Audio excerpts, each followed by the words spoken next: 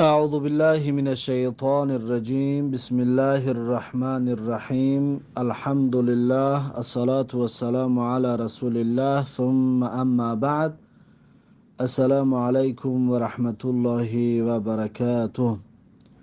خب امام نووی رحمه الله در کتاب ریاض الصالحینش میگوید باب حفظ سری، باب در مسئله حفظ کردن راز و سرهای دیگران، یا راز و سر باید حفظ کرده شود و خیانت نشود. خب در این مسئله یک آیات و چند حدیث میارد. یک حدیث را گرفتیم، آیات رو با یک حدیث گرفتیم و دویم حدیث این باب رو میخونیم، حدیث 685.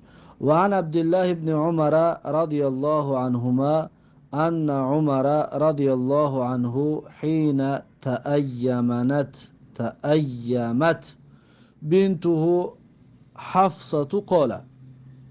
از عبدالله ابن عمر رضی الله عنهما روایت است. هر آینه پدرش یعنی که عمر رضی الله عنه وقتی که تأیمت یعنی که بیوه شد، فهمو به شوهر شد، بیوه شد، دخترش حفصه گفت. وقتی که حفصه را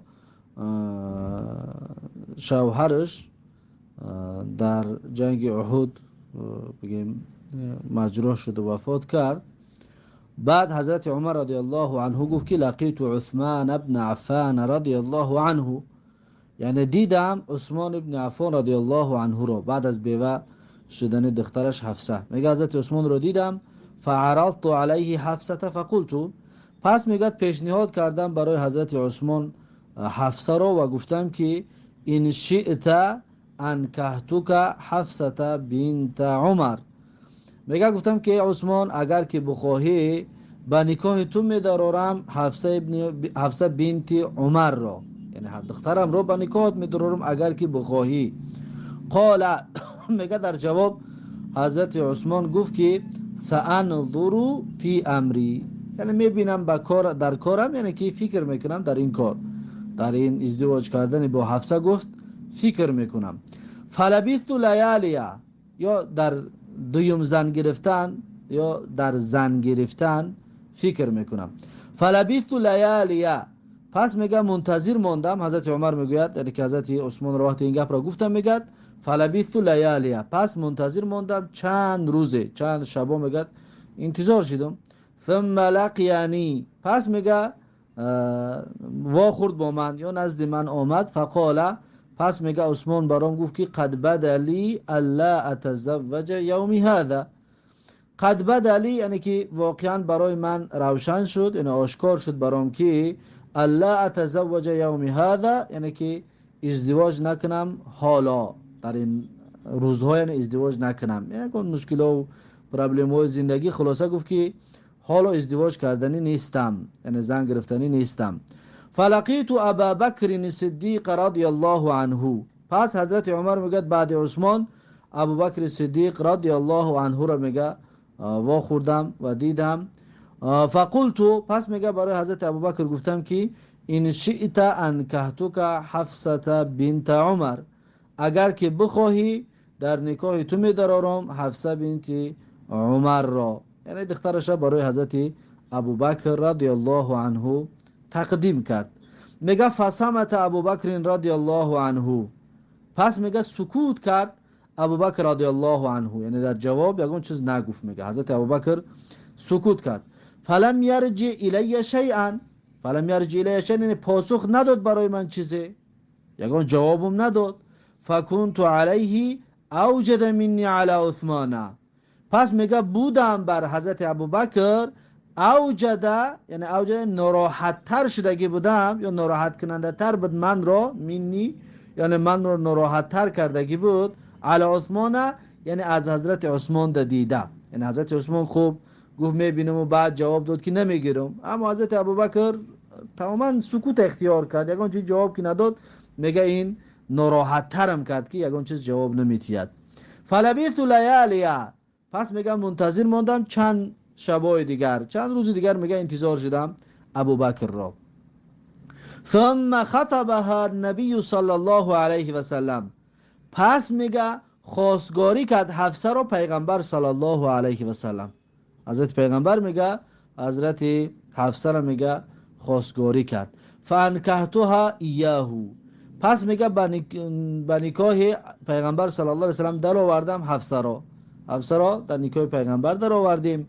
فلقیانی ابوبکر فقال، پس میگه من رو دید ابوبکر رضی الله عنه گفت که لعلك وجدت علی حين عرضت علی حفصه فلم ارجع الیک شیئا، گفت شاید تو غضبانلود شدگی باشی، وجدت علی یعنی که ناراحت شدگی باشی از من، حین عرضت علی وقتی که پیشنهاد کردی بر من حفصه را، یعنی پیشنهاد ازدواج کردی برای با حفصه، فلم ارجع الیک شیئا یعنی که من یگان چیز پاسخ ندادم.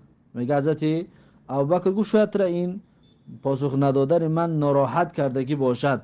فقلت نعم، حضرت عمر رضی الله عنه میگه گفتم که بله. قال فانه لم يمنعني ان ارجع اليك فيما عرضت علي الا اني كنت علمت ان النبي صلی الله علیه وسلم ذکرها.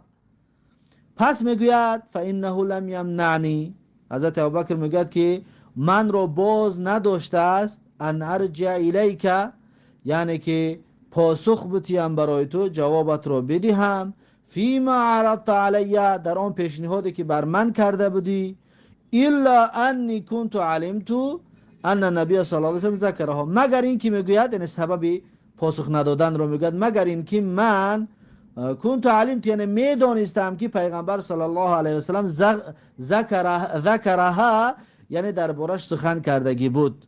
فهمو درباره حفصه تصمیمی داشت، نیتی داشت که حفصه را بزنی بگیرد. از همین حساب میگه من یگان جواب ندادم. میگه فلم اکن لافشی سر رسول الله صلی الله علیه و سلم، پس نخواستم، فلم اکن یعنی نخواستم فاش کنم سری رسول الله صلی الله علیه و سلم، یعنی که شاید رسول الله با حفصه ازدواج کردن فقط با ابوبکر رضی الله عنه مشورت کردگی است. از این حساب میگه نخواستم که سری رسول الله را فاش کنم. ولو ترکها النبی صلی الله علیه و سلم لقبلتها، اگر که قبول نمیکرد پیغمبر صلی الله علیه و سلم حفصه را، یعنی که از پیغمبر صلی الله علیه و سلم از نیتش باز میگشت، از تصمیم گرفتهش باز میگشت، لقبلتها، پس حضرت ابوبکر گفت که حتما قبول میکردم حفصه را، یعنی که اون پیشنهادی کرده که قبول میکردم. اما من میدونستم که رسول الله صلی الله علیه و سلم با اون ازدواج کردنی هست، از این حساب من براش من پاسخ ندادم و پاسخ هم داده نمیتونستم. اگر پاسخ میداد یعنی سری پیغمبر آشکار میشد، یعنی که باید میگفت که پیغمبر گرفتنیش است. از این حساب میگم من جواب ندادم. رواه البخاری، و این حدیث را امام بخاری روایت کرده است. پس جای دلیل همین آخرش است، یعنی سری رسول الله را نخواست حضرت ابوبکر آشکار بکند. و همچنین بعض روایت دیگر هم میاد که حضرت عثمان رضی الله عنه هم وقتی که رفت نزد پیغمبر صلی الله علیه و سلم که برای با حفصه ازدواج کردن، و پیغمبر صلی الله علیه و سلم براش گفت که برای حفصه یک شوهر میوم که از تو دا بالاتر هست، یعنی یک شوهر میوم برای حفصه که از تو دا بالا هست، و برای تو یک زن میوم که از حفصه دا بالا هست. پس دخترش را پیغمبر صلی الله علیه و سلم به حضرت عثمان داد و حضرت حفصه را خود پیغمبر گرفت. از این حساب میگه یعنی که دختر پیغمبر حفصه بالا بود که حضرت عثمان داد، و خود پیغمبر از حضرت عثمان بالا بود که حضرت حفصه را گرفت. خلاص هم خیلی روایت و قصه و قول در این باره همچنین وجود دارد.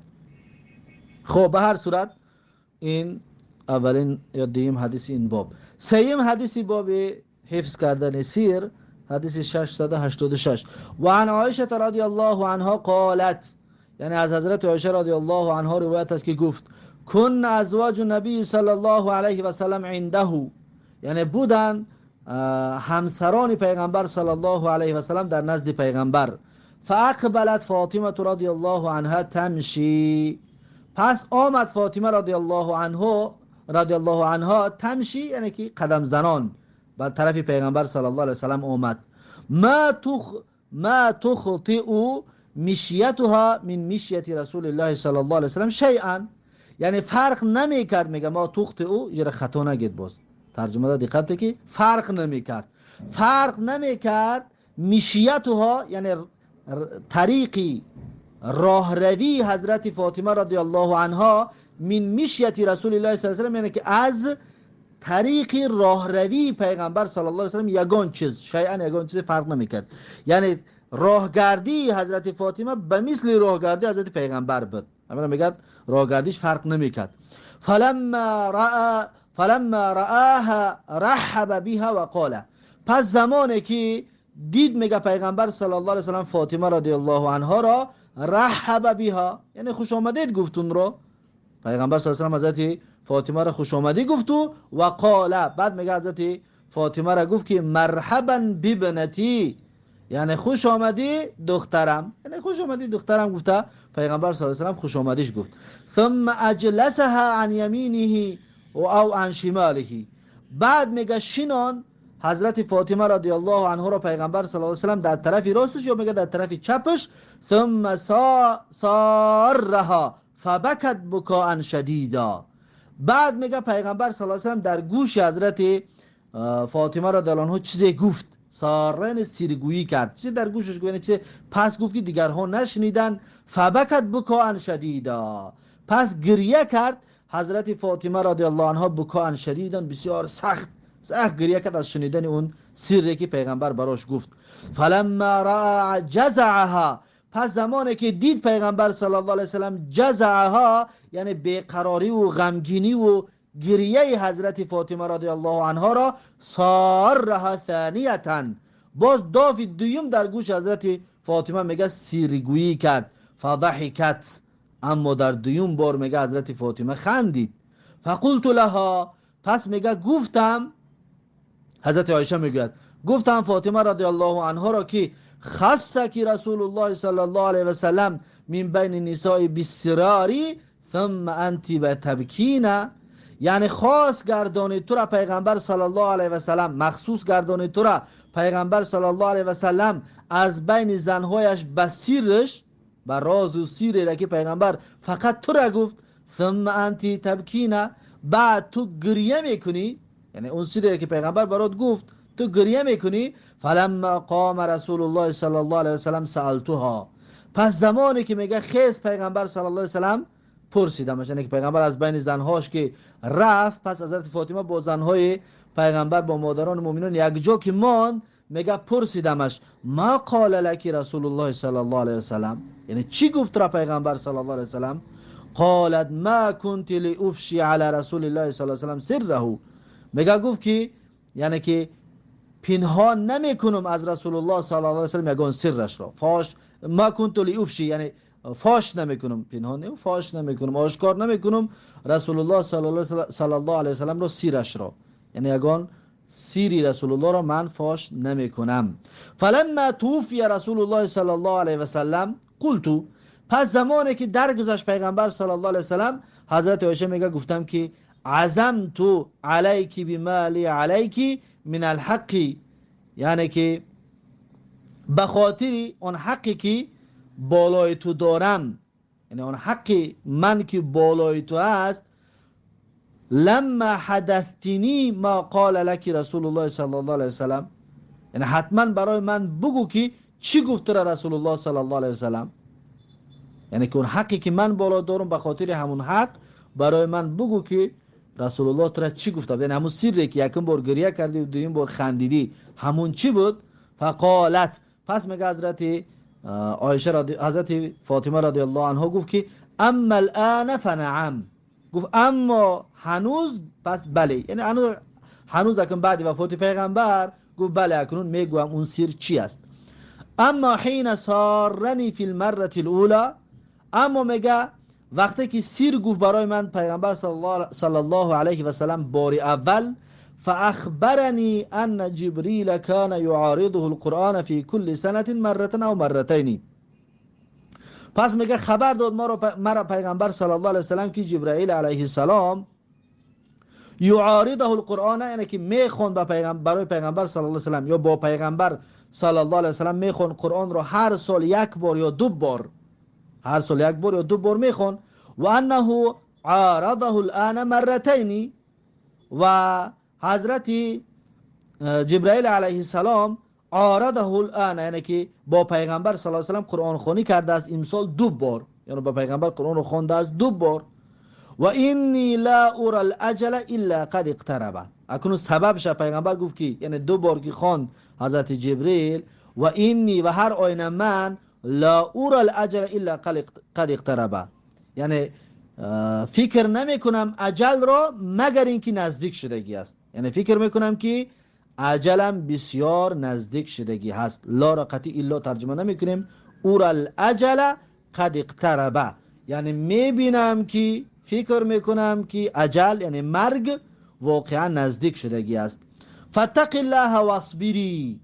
پس میگه پیغمبر حضرت عایشه حضرت فاطمه رضی الله عنها را گفته است که فتق الله، پس از الله بترس، واصبری یعنی که صبر بکن، تقوا پیشه بکن، یعنی بعد از مرگ من، و صبور باش. فانه نعم السلف انا لکی. پس هر آینه بهترین گذشت، سلف بهترین گذشت یعنی سلف، من برای تو هستم، یعنی بهترین سلف تو من هستم که من میگذرم برای تو، یا که مثلا وفات میکنم بعدی وفاتم در اونجا انتظارت هستم. فبکیت بکاء الذی رأیتی.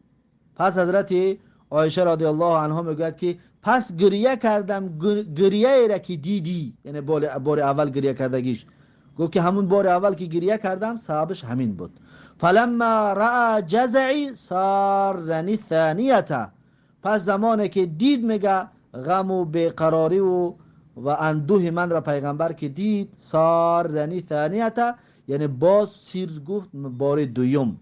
فقال، پس میگه بار دویم دا گفت که یا فاطمه تو اما ترضین ان تکونی سیدت نساء المؤمنین، یعنی ای فاطمه آیا راضی نمیشوی که تو سروری زنان مؤمن باشی؟ او سیدت نساء هذه الامتی، یا سروری زنهای این امت باشی؟ آیا با این راضی نمیشوی؟ فضحک تو ضحک الذی رأیتی. پس خندیدم، میگه خنده ای را که دیدی. همونجا داویدیم که خنده میگه سببش همین بود، یعنی خنده سببش چی است؟ راضیگی است، یعنی راضی هستم، پس چرا راضی نشوم که سرور زنهای مؤمن یا سرور زنهای این امت باشم. پس حضرت عایشه رضی الله، حضرت فاطمه رضی الله عنها آشکار کرد اون چیزی که پیغمبر براش گفت. اما اینجا دلیل همین است که یعنی که حضرت عایشه نخواست که سری پیغمبر آشکار بکنه، یعنی سر باید پنهان نگاه داشته شود. حدیث متفق علیه است و هذا لفظ مسلم، و این لفظی که خواندیم لفظ امام مسلم هست. خب بعد از این حدیث 687 و عن ثابت عن انس رضی الله عنهما قال، از ثابت و از انس رضی الله عنهما روایت است که گفت اتى علی رسول الله صلی الله علیه و سلم، یعنی آمد میگوید نزد من رسول الله صلی الله علیه و سلم و انا العب مع الغلمان، و در زمانی که میگم من بازی میکردم همراه غلمان یعنی پسر بچه ها، همراه کودکا پسر بچه ها، میگه وقتی بازی میکردم فسلم علینا، پس میگه پیغمبر صلی الله علیه و سلم سلام داد ما را، یعنی که کودکا قد بازی میکرد میگه همه ما را پیغمبر سلام داد. و فبعثنی فی حاجت، پس میگه فرستاد مرا پیغمبر صلی الله علیه و سلم فی حاجت، یعنی از پشت کدام احتیاجاتش، از پشت کدام کارش پیغمبر صلی الله علیه و سلم فرستادهش.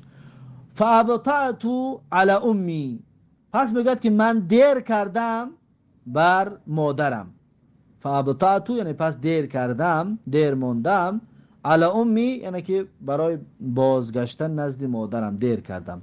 فلما جئت، پس زمانی که میگه من آمدم، قالت، مادرم گفت که ما حبسک، یعنی چی ترا با دیرانی کشید، یا چی ترا منع کرد که اینقدر دیر کردی، یا ما حبسک رو میتونم بگیم که چرا دیر کردی. فقلت، پس میگه گفتم که بعثنی رسول الله صلی الله علیه و سلم لحاجت، یعنی فرستاد مرا پیغمبر صلی الله علیه و سلم به دنبال حاجتش و دنبال کدام کارش. قالت ما حاجته، پس مادرش پرسید حاجت پیغمبر چی بود؟ یعنی حضرت انس رضی الله عنه که در خدمت پیغمبر که بود، پس میگه پرسید که حاجتش چی بود؟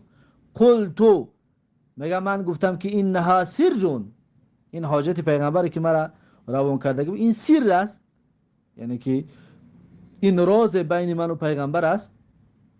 قالت، پس میگه پیغمبر گفت که پس میگه مادر انس رضی الله عنه گفته است که لا تخبرن بسر رسول الله صلی الله علیه وسلم احدا، یعنی که خبر نته، لا تخبرن خبر نته یا نگو سری رسول الله صلی الله علیه وسلم رو به کسی. پس مادرش نصیحتش میکند، یعنی این جوان یاش که بود، کودکی بود، مادرش نصیحتش کرد که سری رسول الله صلی الله علیه وسلم رو به کسی فاش نکن، به کسی نگو. قال انس رضی الله عنه میگه که والله لو حدثت به احدا لحدثتك به یا ثابت. گفت قسم به الله اگر که میگفتم سری رسول الله صلی الله علیه وسلم رو به کسی، حتما به تو میگفتم ای ثابت. یعنی اون سری که هم چیزی روی کرده بود حتی در این وقت هم بعد وفات پیغمبر هم حضرت انس رضی الله عنه آشکار نکرد. اگر میگفتم به کسی حتما به تو میگفتم ای ثابت رضی الله عنه، اما به کسی نگفتم و نمیکشم سری رسول الله صلی الله علیه و سلم را. رواه مسلم، این حدیث را امام مسلم روایت کرده که است و روى البخاری و بعضه مختصرا، و بعض این معناها را یا این الفاظ را امام بخاری مختصرا کوتاهک روایت کردگی هست. اما این لفظ یا که این حدیثی که خوندم حدیث امام مسلم هست. خب با همین باب حفظ کردن سر با آخر رسید. بعد از این باب وفا کردن به عهد و انجاز الوعد یعنی پایبند بودن به عهد و پیمان که ان شاء الله این را درس آینده خواهیم گرفت. این هست درس امروزمان. با همین درس امروزه به پایان و بارک الله فیکم و جزاکم الله خیرا و تا درس آینده الله حافظ و مددگار.